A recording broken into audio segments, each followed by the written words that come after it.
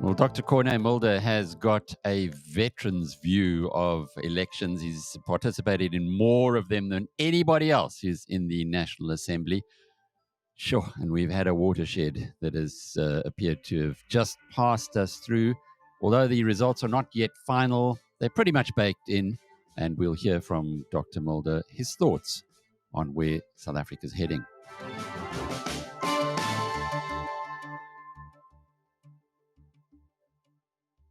Well, Corne, we have been talking about this election for a while now. Certainly, you've been warning us that hier kom 'n ding, something's going to happen that'll be quite special. Well, it certainly has. The ANC falling far further than had been anticipated just days before the election. The pollsters got it right generally, but even they would admit that the last-minute moves were quite dramatic. Let's just start, though, with your party. You had a particularly good 2019. When I went back into the records, you guys, the best you'd done up to then was 1%. Suddenly you shot up to 2.5%. You're back now to around, at the moment, about 1.5%, which I suppose in historic terms is not a bad result, but it isn't where you might have been hoping, or certainly wasn't what you did in the last national election. How's the mood in the Freedom Front Plus camp? Absolutely, you're correct, Alec. It's unfortunate that we could not maintain the position we had in 2019 and build on that. There are still some results outstanding from Tshwane, which is a stronghold for the party, but the tendency has been set, and I've seen this through many years and through many elections. Once the tendency is there, it's quite clear that it's going in the wrong direction, and I think that's exactly going to be the point. We will most likely end up with around 1.5%, which is a come down, which is unfortunate. And I think there are various reasons for that. As I've said way back in 2019, I think we had a perfect storm in our favor at that stage, meaning the following. At that stage, maybe we did not do so well because of what we did, but because of some of the mistakes our opponents made in that election. You'll remember way back then, Mmusi Maimane was the leader of the DA. We had the incident, for example, in Swaziland, where the DA's youth leader blamed the innocent teacher of a racist incident, and all those kind of things happened. The DA's youth league in Pretoria was on the side of the ANC to get Afrikaans as a language away from the University of Pretoria. A number of mistakes made by the Democratic Alliance at the time, and that favored us. Unfortunately, obviously, the DA self-corrected in that instance, and they went out of their way to get those votes back. And the first analysis indicates that the DA did succeed in getting a huge percentage of votes back, which they lost to us in 2019. The second thing, I think, is it's a little bit of a parallel with 1999. In 1999, we did very badly, and in that election, the Freedom Front Plus was trying to be positive. We came with an election slogan in 1999 that said, we've got a plan. And we did have a plan, putting it on the table as a positive, constructive proposal at that stage. The fact of the matter was that the DA then came with fight back in 1999. And this is almost a repeat of that. Even in this election, we came with a positive notion to say, let's rebuild and let's bring South Africa forward, etc. That was not the mood of the electorate. The electorate wanted to get the ANC out regardless of anything else. And looking at it at this stage already, it seems that the DA's slogan of Rescue South Africa, let's defeat the ANC was a successful campaign, and we have to acknowledge that. Isn't that interesting? In fact, I had a conversation yesterday where we were talking about Daniel Kahneman's wonderful book, Thinking Fast and Slow, and how we as human beings are hardwired for bad news. We pay more attention to bad news than we see it in the media all the time. So once again, the bad news campaigns seem to have triumphed over the hope campaigns. It's sad, but I hope one day it'll turn. You're absolutely correct, because in this stage it was easier to get people to vote against something than to motivate them to vote positively for something. And we see that. But in any case, I think the party will analyze all these things. And obviously, we will continue and regroup and go forward. But the exciting part about all of this is that we have got a new era. Now, you've seen it all. What are you making of what we're seeing right now? Absolutely. Have you seen something like this before? Well, I was there when the ANC came to power, and I said one of my ideals would be to be there when the ANC lose power. And it's now there. We are there at this stage. Yes, they will try all what they can do to remain in power with some kind of coalition formation. But the fact of the matter is, it seems that the ANC is going to end up with something around 41, 42%, maybe a little bit more, maybe a little bit less. So the ANC has fell dramatically. Their support is gone, and they've been decimated in KZN and some of the other places. They've really lost badly. Look at Gauteng, look at other places. So the ANC, the time has come and gone for the ANC, and that will bring a completely new dispensation as from most likely Monday when the results are certified, I think. So what happens now in the negotiations? We've had this conversation as well. You've got a 14-day window, which is very active for politicians. You would have liked to have gone in with maybe 10 of the seats. You might end up 6 or 7 of the seats instead, but you're still a player. Yeah? Absolutely. Every seat counts, and we will still be there. And it will now see how things play out. As a matter of fact, I think the result will be certified by Monday evening, I think. And then most likely Parliament, as I've said, will meet on Monday the 17th to start all members to be sworn in, to elect a speaker and to elect a president, and then inauguration on the 22nd. So between the 2nd, 3rd of June until the 16th will be the time for negotiations, and I think it will really start now. And obviously the ANC will do whatever they can to try and form a majority so that they can govern. And then we will have to see with whom they are prepared to form a government and with whom they are not prepared to form a government. So first of all, the MK has made it clear they don't want to cooperate with the ANC under any circumstances, but I think that could also change if the ANC is prepared to overnight recall the current leader, President Ramaphosa, because of the bad showing.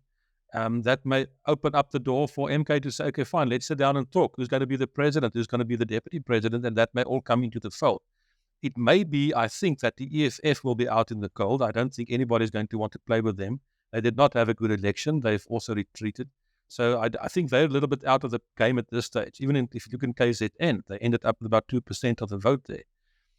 So it's a question of, is it a possibility for the ANC and MK to come together? But I think there are some hurdles. Alternatively, the ANC may reach out to the Democratic Alliance. And we've predicted that all along and say to the DA, well, we can form, in the interest of South Africa, a more stable government between the two parties to combine. The DA has made it quite clear before the election that they will not cooperate with the ANC, but they've said to prevent the ANC from going with the MK or the EFF, they will do what they need to do. So I think the first instance for the DA would be to approach the other parties in the multi-party charter and to say, shouldn't we as a collective come to some kind of an agreement with the ANC and try to get the other parties to accept and go in jointly? That's going to be an interesting discussion. Some of the parties may feel, yes, let's do that as an entity in the interest of South Africa. Some will say under no circumstances. And then it will play out. The fact of the matter is that the other smaller parties within the multi-party charter will not be needed in terms of numbers to get to a majority. An alternative may be that the ANC governs as a minority government. And that's going to be very complicated and very unstable, where they will have to get over each and every hurdle in Parliament and will not have a majority. And they will have to find a majority from vote to vote on each and every issue, in every committee and everything. It looks at this stage that we may end up with approximately 20 plus parties in Parliament, which has never happened before. In 94, we started with 7 parties. Last election, we had 14. It seems we're going to now to 20 or 22. That's, well, we're going to have some very interesting people going along there. Songezo Zibi and Raz, they're surely going to have at least 1 seat. It looks like Musime Mani will be there as well. Certainly Action SA have got 3 or 4, at least at this stage. We're not sure, but it is going to be a very interesting place. And what about you, Corne? Are you going to go to the National Assembly, or are you going to stay in the in a different role? Yes, I guess we will retain our seat in the Western Cape Legislature, but at this stage it seems that the DA will not need a coalition. If that's the case, it won't make sense for me to go to the legislature. We'll see when the final result comes out. And we've got other people that are qualified to go into the legislature, and then I'll go back to the National Assembly and play the role there that I can play there within the whippery and within the negotiations and structures that will be formed. The other thing that is also quite clear is 2 things, I think. The first one is that we were all under the impression of a very high percentage poll, But now it seems that's not going to be the case. It was to a certain extent incompetence from the IEC to get people through the polls. I take my own polling station. In the morning, it was impossible. I had to go to other engagements, and I left, and I came back late afternoon, and then it went quicker, but the rows were still as long. But then they started to get more people into the polling stations to get through. So that was one problem we've had. And secondly, it's quite clear that the whole idea of independence went nowhere. And that was predictable. I've said all along, don't tamper with the electoral system. It will only be changed to your detriment, and that's exactly what happened. This third ballot made it very complicating in terms of the counting, and it also confused people. People did not understand the importance of the second ballot or the regional ballot, and we see that in the result. Different parties have different results. On the national ballot, we've done less good, and we've done better on the regional ballot and on the provincial ballot. So people did split their vote. But those are all things that are part of the developments now. Corne, I think there's very few people in South Africa who don't admire Dr. Franz Cronje as a political scientist. And he this morning proposed to me a couple of issues. He said that we really are, or the ANC rather, after this very poor showing in the election, has got two options. The one option is to do some kind of a deal with a multi-party charter stroke DA, where the other party, not the ANC, would have powerful positions in Parliament, not necessarily in the cabinet, that the ANC would appoint the president and would appoint members of the cabinet, but running portfolio committees. And in that way would be able to remain far away from the ANC without perhaps being contaminated in the next election. He said that has got to be a fantastic opportunity for the country, and we could really move to a new level as a nation in economic growth, etc. So he sees that as a magnificent opportunity. The other option he calls the Chernobyl option, where the ANC gets together with MK and the EFF and essentially signs its own death warrant by, first of all, replacing Mr. Ramaphosa with Paul Mashatile, who's more aligned with the ideas of those two parties. And he said that they will be essentially wiped out at the next election, but they'll rule for another 5 years. Those are two, it's almost a binary decision. And I find it fascinating as an outsider. You as an insider, when you look at this, are they feasible? Is it even feasible that the Absolutely. ANC would look at Absolutely. the first I think Dr. Cronje is absolutely spot on with his analysis and with his options. Those are the two essential basic options.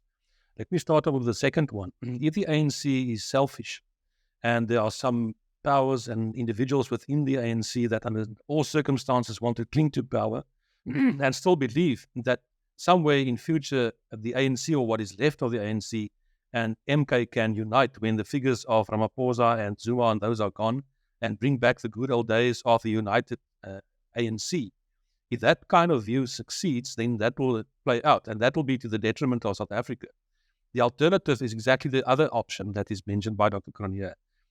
If the first option would materialize, it would create an unbelievable opportunity in the sense that it will, for the first time, allow the Constitution to come into its own right, absolutely, because you will have a very strong separation between the executive and the legislative arm of Parliament, of the state, allowing the multi-party charter to a very large extent to take charge of the legislative arm of Parliament, of a state in that sense, but let the ANC be the executive. And then that will force compromises, it will force coalition agreements, it will force cooperation between those two realities. But that could be in the best interest of South Africa. And the first prize obviously would be that the multi-party charter as an entity try then to take charge of the legislative arm of government.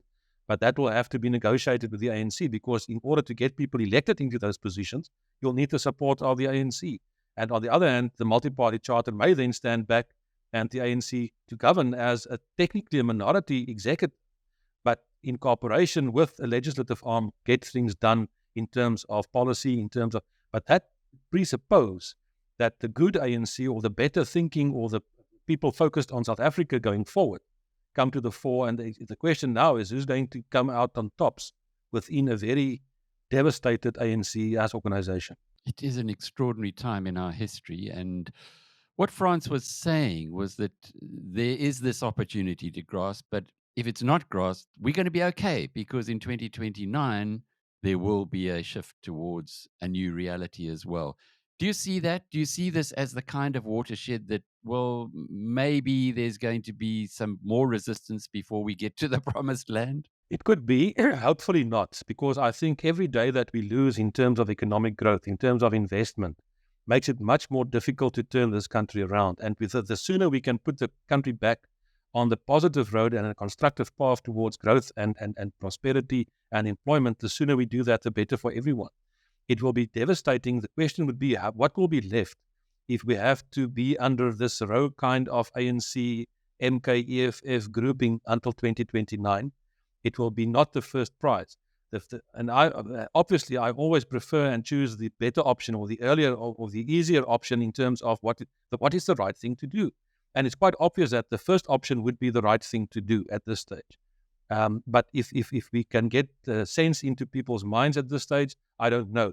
But hopefully the ANC will make the right decision, and if enough pressure could be applied on them from business, from international community to get to do the best option, that will be fine. If the second option is okay, we will survive. But it will first get much worse than where we are now. And then we must also remember, in 2 years' time, we've got local government elections again across South Africa. And that will be also a precursor of where we go. If the first scenario is chosen, then already we can make a difference in 2 years' time on local level. If the second option materializes, our local government structures will further collapse as we go towards 2029. Just to close off with, we do know that MK has been incredibly well funded. We do know that some of the regalia had the picture of Vladimir Putin, who is Jacob Zuma's, if not close buddy. They certainly do think alike. Is that not something that is going to play out in KwaZulu-Natal now as we go forward? And my point there is, if the MK can get together and put a coalition together to run KwaZulu-Natal, might we see greater involvement in that province from the Kremlin? Or perhaps is that the Kremlin's plan? Or am I now looking at conspiracy theories that are beyond the realms of possibility? No, I think you're absolutely right. And that relationship, it absolutely exists. We know that. The point is that MK would like to at least be in charge and try to form a government in KZN. If they are excluded on national level, which I hope and I believe will be the case, they will be very reluctant to go with the ANC. And then obviously, most likely, they will try to form a coalition in KZN with the IFP. And difficult as it may be, there are lots of things in common, even if it's only on an ethnic basis, which both may deny, but that's just the reality of KZN. And I'm not all that convinced that MK as an entity may be that well disposed towards the Kremlin, etc., etc. It may be that, thank you very much for the support, etc., etc. But uppermost in the mind, I believe, of MK is KZN, is Zulu, the Zulu monarchy, is how KZN comes out of all of this. I think that is uppermost. And with all due respect, Mr. Zuma is not a young man anymore. He won't be a figure for the next 5 years, I believe. And then new leadership will come around, and it could have a uniting kind of effect in KZN between the support bases of the IFP and MK. And the other two provinces where there was a lot of discussion, the Western Cape seems pretty settled now that the DA will have its majority. Yes, absolutely. I think that is quite clear. The electorate in the Western Cape decided to go with the Democratic Alliance. I respect that. But that does not mean that the pressure will not remain on the DA to do what they've promised in terms of devolution of power. Because if we want to see the DA the Western Cape going forward, we need to take charge of more and more powers in the Western Cape itself. And it may become easier now with very much weakened ANC. With those kind of things can be negotiated on national level and say, devolve those powers, allow the Western Cape to have its own rail system, allow the Western Cape to take charge of the Western Cape Police, etc., etc. So that is also positive, and we will continue to put that pressure on the Democratic Alliance and the ANC on national level as well. And can you see anything positive in Gauteng? Gauteng is a very difficult one. The ANC is not doing well at all, and it's going to be a complicated one to see how we can form some kind of government there. But I think, unfortunately, Gauteng is going to remain very unstable, and it seems that is further development of what we've seen in most of those metros. We've seen the instability in Johannesburg. We saw it in Ekurhuleni, and is now also going to play out on provincial level, which is unfortunate because that is the heartland, economic heartland land of South Africa. So that is going to be a definite problem. At this stage, I do not necessarily see how we're going to form a stable government. It's going to be a huge challenge. But if the ANC is to work with the multi-party coalition, perhaps that could translate to provincial level in Gauteng and even in KZN. Exactly. If that kind of arrangement does materializes, then it obviously will be implemented most likely in other places where that is a feasible option. And the first one that comes on the table would be obviously Gauteng. Fascinating insights. I'm sure that your life has just got a lot more interesting. Those of us on the sidelines who are watching this and reporting on it are being drawn in more and more to the drama.